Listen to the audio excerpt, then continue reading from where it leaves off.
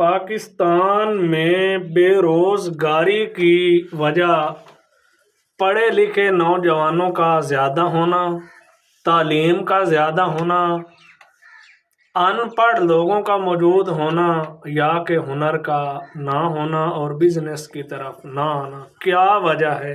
آئیے گفتگو کا آغاز کرتے ہیں۔ السلام علیکم ناظرین، میں ہوں آپ کا میزبان ارشد علی۔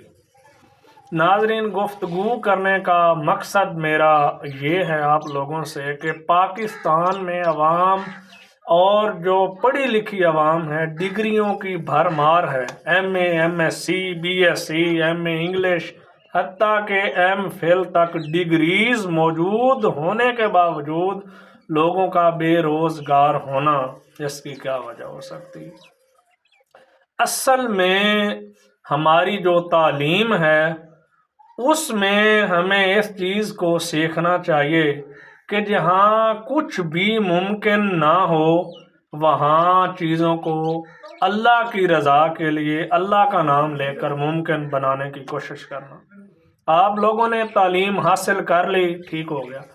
اس کے بعد تعلیم حاصل کرنے کے باوجود اگر آپ کو جاب نہیں ملی، نہ ملے، آپ لوگ کوئی بزنس کر سکتے ہیں، بزنس نہیں کر سکتے بزنس سیکھ سکتے ہیں۔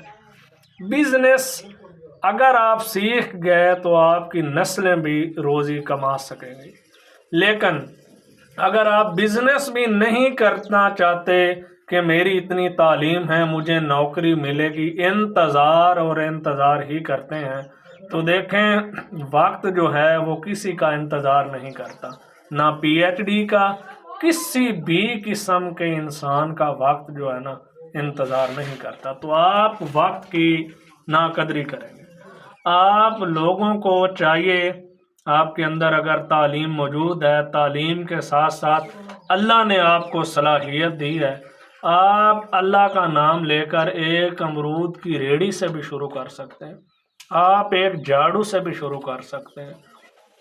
دیکھیں اللہ قرآن میں فرماتا ہے کہ اگر تم ایک میدان میں جاؤ اور اپنی نیت میں سخاوت لے کر جاؤ، سخی بن کر جاؤ، تو اس میدان میں نکلنے سے پہلے میں آپ کو سخی ضرور بناؤں، لیکن فرشتے آج بھی تیری مدد کو اتر سکتے ہیں، فضائے بدر پیدا کر۔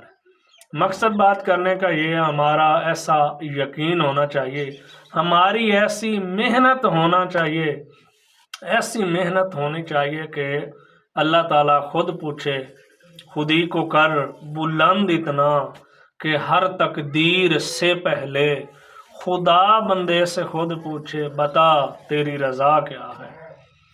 مقصد بات کرنے کا یہ ہے میرے پیارے بھائیوں، میرے پیارے دوستوں، ٹائم کو ضائع نہ کریں۔ انسان کے اندر تو ایسی اللہ نے صلاحیت موجود رکھی ہے، ہر انسان کے اندر، فرشتوں سے بہتر ہے انسان بننا، مگر اس میں پڑتی ہے محنت زیادہ۔ فرشتوں سے بھی انسان، اللہ تعالیٰ نے انسان کو اشرف المخلوقات کے لقب سے نوازا ہے، اگر انسان کوشش کرے اللہ اس کا اجر اس کو ضرور دیتا ہے۔ السلام علیکم، دعاؤں میں ضرور یاد رکھیے گا۔ نیکسٹ ویڈیو کے لیے اجازت چاہتا ہوں، اللہ نگہبان۔